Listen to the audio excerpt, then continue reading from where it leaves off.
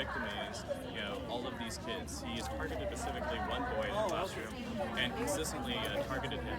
And, basically hit, kicked, he has thrown things, he has almost taken out eyes.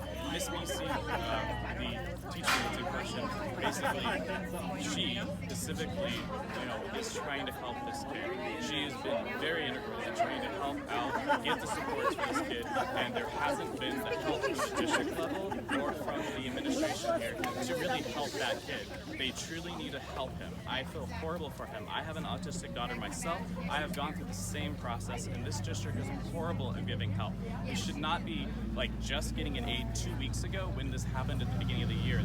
There's parents that have gone to the district, have gone to the superintendent, have gone to the board, have talked to people in length, and were promised that there would be a person in the classroom right next to him the entire time, which has not happened. So he has been able to threaten kids, he's been able to throw things. Miss BC, who is the teacher in that classroom, has been gone to urgent care multiple times with multiple injuries. She, the other day, had a hurt wrist. I don't know what happened, and it was definitely to do it with the kid, but she had to go to the urgent care, and she had to wait till the end of the day to seek help. These teachers are being abused. These teachers are being hit, kicked, thrown things at, and we tell them that she needs to work on the behavior. She took it on herself to help dialogue on Facebook with the grandma, and they are doing as much as they can, and I feel like they are doing what they need to do. I feel like the mom is doing what she needs to do. I feel like she went on the news because she was not getting the support she needed. So I am saying she needs the support she needs.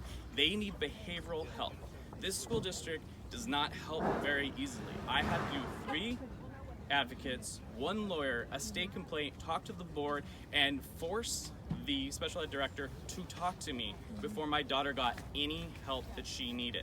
And clearly in the IEP meetings, for those who don't know that, it's a meeting where you come together and you discuss what's going on with the kid and figure out the right supports. We were told there weren't supports. As soon as I got an advocate, oh my God, there was all these supports that could be here. So what this kid needs is behavioral support.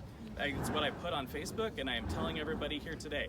He needs behavioral support. He needs not just the behavioral plan, a BIP, he needs behavioral support. People are trained with BCBA. There are specialists out there that will help them. There's 2 usually in the district that we've been dealing with on and off, which most of them have quit because this district pays really, really poorly and does not actually support them at all. So why do you think they are not getting the support that they should? I think the problem with this specific school is they do not have behavioral support here at this school.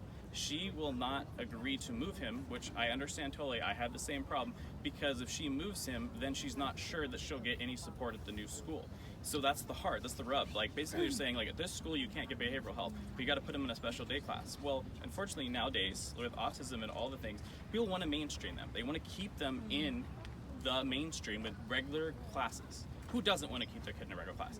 And hats off to her for fighting for it. But they're not giving her the proper supports to keep him integrated into the regular classroom. He is in kindergarten. He has a history of this, so they already have a diagnosis. Unfortunately, the other newscasts have already put his diagnosis out there, which as a parent, I would never do, because it's out there. Everybody knows their kid has behavioral problems and ADHD. That's just a red flag for anybody who ever wants to hire this poor kid. I feel horrible. His parents are frustrated. His mom is frustrated. His grandma is frustrated. I am frustrated because all the parents in the class, I was talking to all the great moms over there, and everybody was trying to give the teacher, the district, and everybody a chance, but they have failed him. They have failed him, and they have failed to protect our kids. Kids are being hit, kicked, thrown at, going to urgent care themselves. The teacher, oh my God, the teacher's been gone to urgent care at least 3 times. And their medical reports of this? There must be. I don't have, of course, any of this because of HIPAA. There's no way I would have any medical reports on this.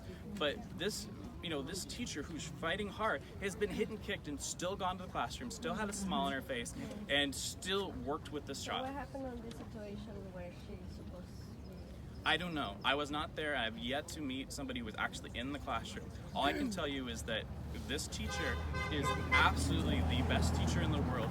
Always has a smile on her face, and I have seen her, and so has the parents that are around here, have seen her in the classroom being super, super patient. I don't have patience. I mean, you can clearly see I'm upset. Like, she has more patience than I've ever met in the entire world. So you don't think that she went out of patience and No. speak? No. If there was a woman out there that I would do that, that would not be her.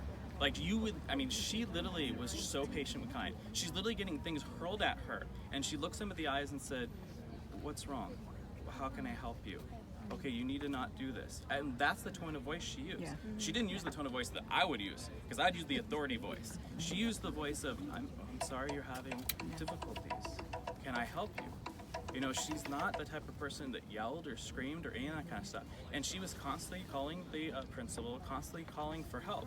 And I'm assuming in IEP, because it's private HIPAA, I don't know, I'm assuming she was, you know, advocating for him to get more behavioral support. Kevin Butcher. You're a parent? I'm a parent of a daughter who's in the class. The standard spelling, your name? Butschcher. That's why I know. Yeah, no problem. Thank you. Thank you.